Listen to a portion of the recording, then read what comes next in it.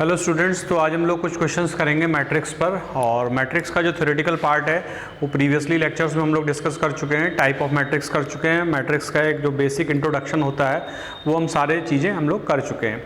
इसके अलावा ऑपरेशंस और मैट्रिक्स हम कर चुके हैं कि दो मैट्रिक्स को कैसे ऐड करेंगे, सब्ट्रैक्ट कैसे करेंगे और मल्टीप्लिकेशन दो मैट्रिक्स के बीच में किस तरीके से होगा। तो आप लोगों ने आई होप ये सारे वीडियोस देख लिए होंगे, तो आप लोगों को कॉन्सेप्ट क्लियर हो गए होंगे कि किस तरीके से मैट्रिक्स में हम लोग काम करेंगे। तो आज उन्हीं सारी चीज़ों पर जो हम लोगों ने चीज़ें डिस्कस की हैं उन्हीं पर हम आज कुछ क्वेश्चंस करेंगे कि मैट्रिक्स से बेस ये क्वेश्चंस हैं और जो जितनी भी पीछे हम लोगों ने चीज़ें पढ़ी हैं तो उन पर ये बेसिकली एक एप्लीकेशन है कि जितनी भी चीज़ें हम लोग पढ़ चुके हैं उनको हम कैसे यहाँ पर अप्लाई करेंगे। तो आप लोग लगातार ये वीडियोस देखते रहिए ताकि आपको कॉन्सेप्ट क्लियर रहें और इसके बेसिस पर क्वेश्चंस हम लोग यहाँ पर करेंगे। इसके अलावा और अगर आपके कोई डाउट्स हैं या प्रॉब्लम्स हैं तो वो उसको हम लोग लाइव क्लासेस में हम लोग डिस्कस कर ही रहे हैं। ये ऑलरेडी आप लोगों को पता ही है कि हम लोगों की जो लाइव क्लासेस चल रही है इंडस रेंजर्स की, तो उस पर हम लोग क्वेश्चंस हम लोग ऑलरेडी डिस्कस कर चुके हैं। तो अगर कोई प्रॉब्लम आपकी है तो आप लाइव क्लास में पूछ सकते हैं। तो चलिए शुरू करते हैं। पहला क्वेश्चन है हमारा, फाइंड है x and y, x plus y equal to, एक मैट्रिक्स है। अब यहाँ पर ध्यान देने वाली बात है कि x और y यहाँ पर क्या होगा, एक मैट्रिक्स होगा और उस मैट्रिक्स की वैल्यू हमको फाइंड आउट करनी है। तो इसको हम एक तरीके से इक्वेशन के नज़रिए से समझेंगे। लेफ्ट हैंड साइड हमारी एक तरीके की इक्वेशन है और राइट हैंड साइड भी हम इक्वेशन के नज़रिए से ही समझेंगे। तो चलिए शुरू करते हैं। पहला क्वेश्चन है हमारा, x plus y 7 0 2 5, x minus y 3 0 0 3। ये दो इक्वेशन है, इक्वेशन नंबर 1, इक्वेशन नंबर 2। इन दोनों का अगर हम ऐड कर लें, सिंपली एडिशन, तो y और y कैंसिल हो जाएगा, ये ऐड हो जाएगा 2x। अब यहाँ पर मैट्रिक्स का एडिशन होगा, तो एडिशन के लिए कंडीशन फेवरेबल है कि भाई दोनों मैट्रिक्स का ऑर्डर क्या होना चाहिए, सेम होना चाहिए। दो मैट्रिक्स कब ऐड होंगे, जब दोनों का ऑर्डर क्या होना चाहिए, सेम होगा। अब दोनों का ऑर्डर सेम है, ये भी 2 × 2 ऑर्डर का है, ये भी 2 × 2 ऑर्डर का है। तो ऐड कर लेते हैं। ऐड करने में करस्पॉन्डिंग एलिमेंट ऐड हो जाएंगे, 7 + 3 0 + 0 2 + 0 और 5 + 3, यानी 2x कितना आ गया, 10 0 2 8।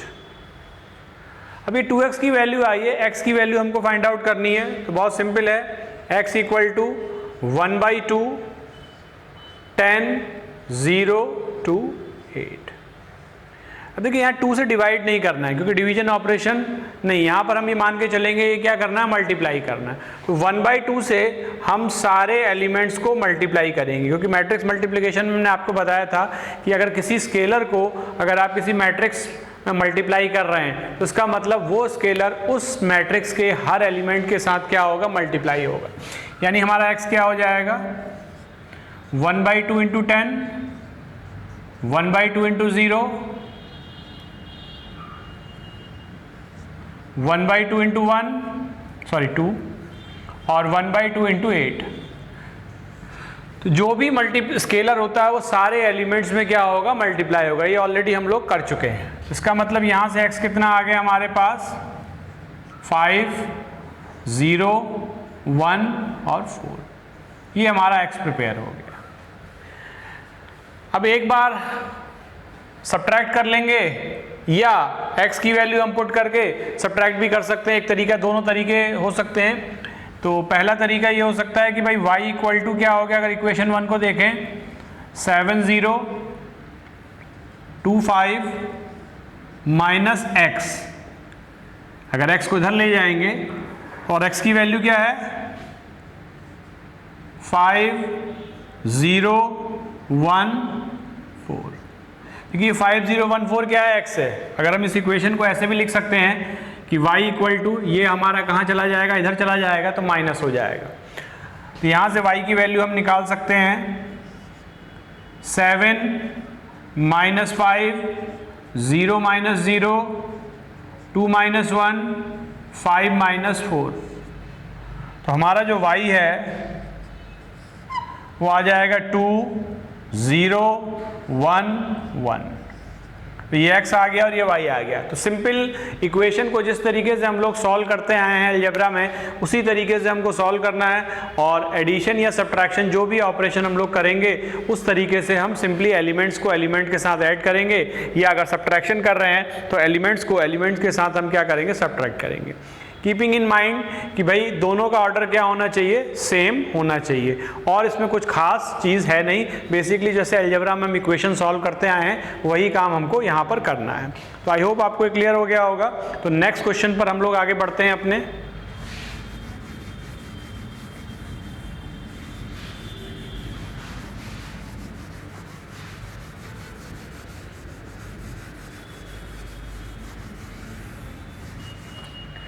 तो चलिए क्वेश्चन नंबर 2 देखते हैं। सेकंड क्वेश्चन हमारा क्या है, इसमें हमको एक इक्वेशन के फॉर्मेट में चीज़ें दी हुई हैं और हमको एक्स वाई जेड की वैल्यू निकालनी है।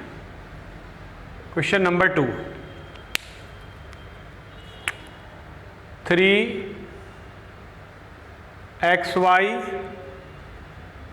zw equal to x 6 -1 2w plus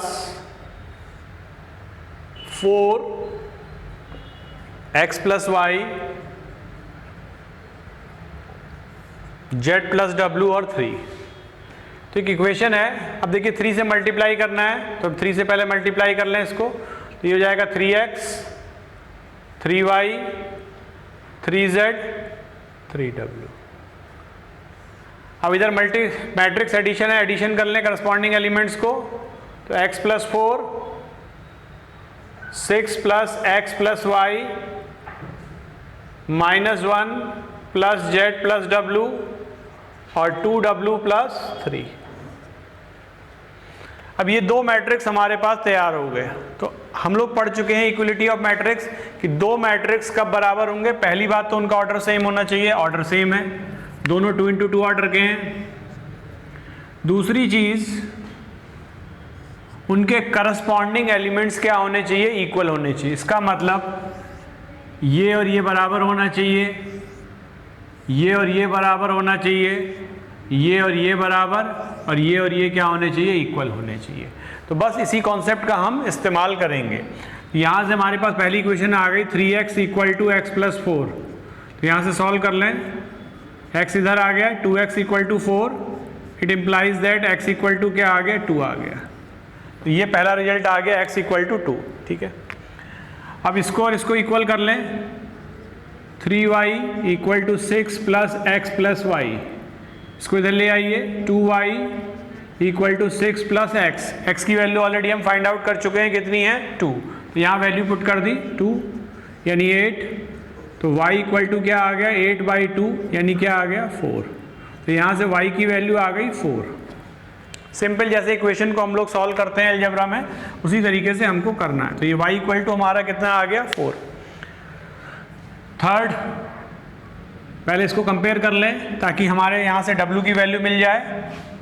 तो 3w equal to 2w plus 3, ये w इधर आ गया, तो w इक्वल टू क्या आ गया 3। यहाँ से w की वैल्यू भी मिल गई हमको।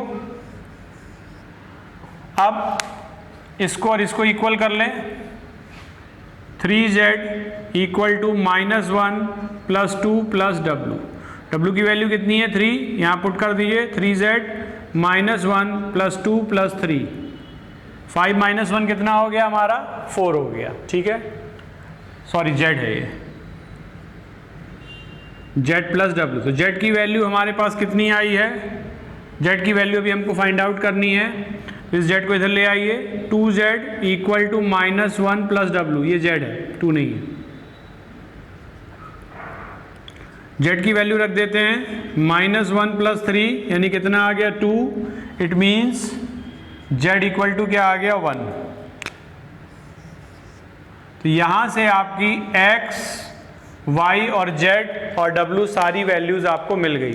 तो देखिए x की वैल्यू कितनी है, ये यहाँ से 2 आई है, y की 4 आई है, W3 आया है और z कितना आ गया, 1 आ गया।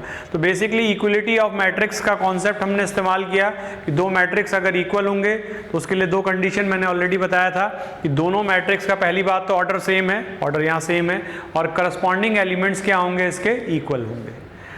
तो चलिए नेक्स्ट क्वेश्चन करते हैं इसके बाद।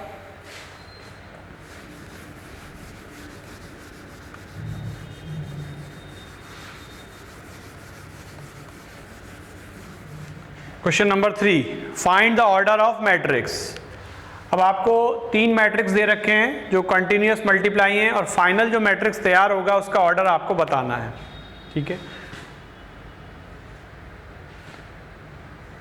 तो ये पहला मैट्रिक्स 2 3 4 1 3 2 2 5 6, तो ये अगर हम ध्यान से देखें कितने ऑर्डर का है, 3 × 3 ऑर्डर का है।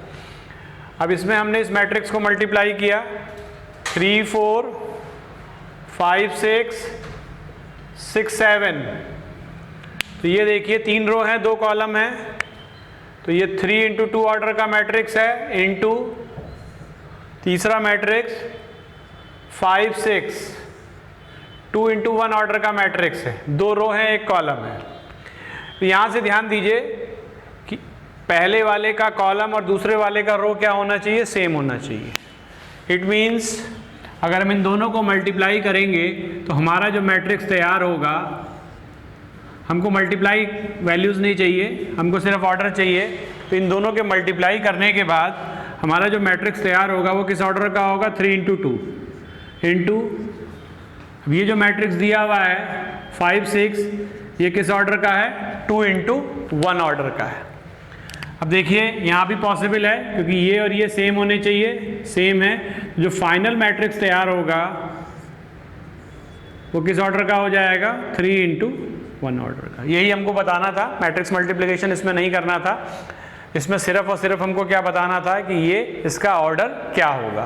तो बस मैट्रिक्स मल्टीप्लिकेशन का जो रूल है उसको हमको देखना है कि पहले वाले का कॉलम और दूसरे का रो सेम होना चाहिए, और इन दोनों के मल्टीप्लिकेशन से जो मैट्रिक्स तैयार होगा उसमें 3 रो और 2 कॉलम होंगे, पहले वाले का रो होता है, दूसरे वाले का कॉलम, फिर इसको इससे मल्टीप्लाई किया तो 3 × 1, तो फाइनल जो ऑर्डर हमारा तैयार हो गया वो क्या हो जाएगा, 3 × 1 ऑर्डर का हमारा मैट्रिक्स यहाँ पर मिलेगा। यानी एक ऐसा मैट्रिक्स मिलेगा जिसमें नंबर ऑफ रोज कितनी होंगी, 3 होंगी, और नंबर ऑफ कॉलम कितने होंगे, 1 होंगे। क्लियर है? चलिए नेक्स्ट क्वेश्चन पर आते हैं।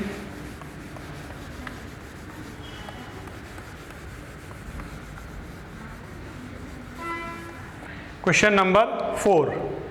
तो देखिए question number 4 again equation based question है।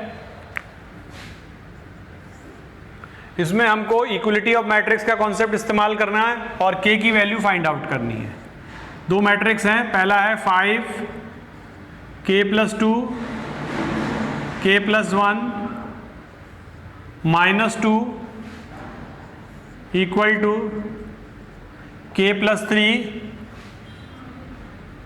4 3 - k। अब देखिए ये भी 2 × 2 ऑर्डर का है, ये भी 2 × 2 ऑर्डर का है। इक्वलिटी ऑफ मैट्रिक्स, पहली बात तो ऑर्डर सेम होना चाहिए, सेम है, और करस्पॉन्डिंग एलिमेंट सेम होने चाहिए, यानी किसी को भी इक्वल कर दे। तो यहाँ से इक्वल कर लीजिए, एक ही से काम बन जाएगा। 5 = k + 3, तो k = क्या आ जाएगा, 2 आ जाएगा।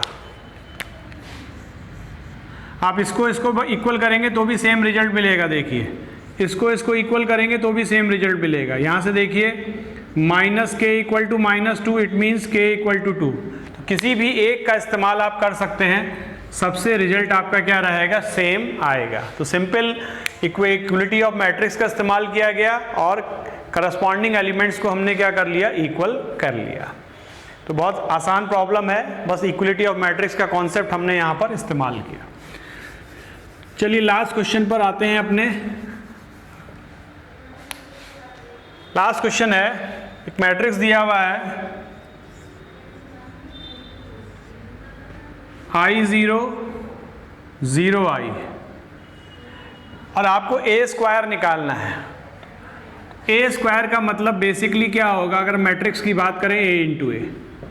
यानी यहाँ पर हम मैट्रिक्स मल्टीप्लिकेशन इस्तेमाल करेंगे। तो चलिए शुरू करते हैं। I0 0i into I0 0i। तो देखिए ये भी 2 इंटू 2 ऑर्डर का, ये भी 2 इंटू 2 ऑर्डर का है, तो जो फाइनल मैट्रिक्स तैयार होगा वो भी 2 इंटू 2। अब मल्टीप्लिकेशन में आपको पता था रो कॉलम, रो कॉलम, तो यानी पहली रो लेंगे पहला कॉलम, तो हमारा पहला एलिमेंट तैयार हो जाएगा I इंटू आई, ध्यान समझिएगा, प्लस 0 इंटू 0, ये पहला एलिमेंट तैयार हो गया। फिर पहली रो दूसरा column I into 0 plus 0 into I, ये दूसरा का एलिमेंट तैयार हो गया। अब सेकंड रो ली तो सेकंड रो से शुरू होंगे। सेकंड रो फर्स्ट कॉलम पहला एलिमेंट 0 इंटू आई प्लस आई इंटू 0। फिर सेकंड रो सेकंड कॉलम ये वाला एलिमेंट तैयार होगा 0 इंटू 0 प्लस आई इंटू आई। आई स्क्वायर, आई आपको पता है कि आई की वैल्यू क्या होती है अंडर रूट -1 और आई स्क्वायर क्या होता है -1। तो यहाँ से आई स्क्वायर आया तो ये क्या हो गया -1, ये 0 हो गया, ये भी 0 हो गया, यहाँ भी आई स्क्वायर आया तो ये क्या हो गया -1। तो यहाँ से ए स्क्वायर की वैल्यू आपको मिल गई -1 0 0 -1। अब कभी कभी देखिए इसी में क्वेश्चन में आपसे ए की पावर एन भी पूछा जा सकता है कि ए की पावर एन क्या होगा। तो ए की पावर एन निकालने के लिए ऐसा नहीं करेंगे कि एन टाइम तक मल्टीप्लाई करते जाएंगे, हम एक पैटर्न बनाएंगे। हम ए स्क्वायर फाइंड आउट कर चुके हैं, फिर ए क्यूब निकालेंगे। ए क्यूब का मतलब ए स्क्वायर इंटू ए, -1 0 0 -1 आई 0 0 आई, ठीक है। तो यहाँ से ए क्यूब हम लोग फाइंड आउट कर रहे हैं, तो ये हो जाएगा, मल्टीप्लाई करेंगे -i प्लस 0, फिर 0 प्लस 0, फिर सेकंड रो लेंगे 0 प्लस 0, फिर 0 -i, यानी क्या तैयार हो गया -i 0 0 -i। अब देखिए ए क्या है I 0 0 आई स्क्वायर क्या है, ए स्क्वायर क्या है -1 0 0 -1, और ए क्यूब क्या है -i 0 0 -i। तो यहाँ से अगर हम कुछ पैटर्न निकालें कि भाई i की पावर 1 या i की पावर 2 फिर i की पावर 3, ऐसे एक और निकालना होगा, तो हमको क्या मिल जाएगा, एक पैटर्न मिल जाएगा, और उस पैटर्न की मदद से हम ये फाइंड आउट कर पाएंगे कि a की पावर n एग्जैक्टली होगा क्या। तो यहाँ पर इस तरीके से ये सवाल को हम लोग कर सकते हैं। तो यहाँ से देखिए a जो दिया है I 0 0 i, a स्क्वायर हो गया I स्क्वायर 0 0 -1, और a क्यूब क्या हो गया हमारा ये। इसका मतलब यहाँ से अगर हम ए आई क्यूब देखें तो आई क्यूब क्या होता है I स्क्वायर इंटू आई, यानी क्या होता है -i। तो इसको हम क्या लिख सकते हैं, ध्यान समझिएगा, आई क्यूब 0 0 आई क्यूब, और ये जो ए स्क्वायर निकाला था इसको I स्क्वायर 0 0 आई स्क्वायर। इसका मतलब a की पावर n क्या हो जाएगा, सिंपली i की पावर n 0 0 i की पावर n। समटाइम्स पावर्स में भी क्वेश्चंस पूछा जा सकता है, तो हमको 2 या 3 स्टेप तक करना होगा और उसके बाद एक जनरल पैटर्न बना लेना होगा। तो इस तरीके से ये प्रॉब्लम सॉल्व की जाएंगी। तो आई होप आज हम लोगों ने जो क्वेश्चंस डिस्कस किए बेसिक क्वेश्चंस थे, आप लोगों को क्लियर हो गया होगा कि मैट्रिक्स के क्वेश्चंस को हम लोग किस तरीके से करेंगे। तो नेक्स्ट वीडियोस में हम लोग कुछ और क्वेश्चंस डिस्कस करेंगे और इसी तरीके से हम लोग कंटिन्यूएशन करेंगे जब तक कि हमारा पूरा मैट्रिक्स का टॉपिक क्लियर नहीं हो जाता। Thank you.